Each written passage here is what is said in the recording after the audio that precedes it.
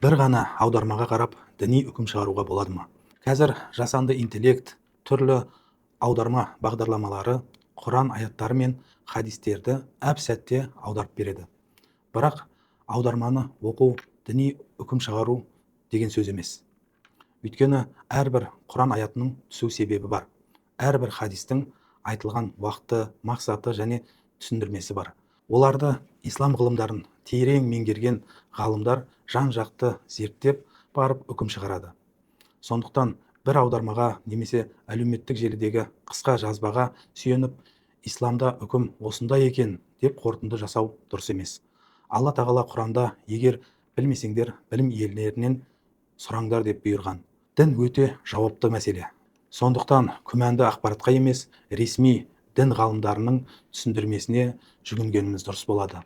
Бұл бізді қате түсініктен және адасудан сақтайды.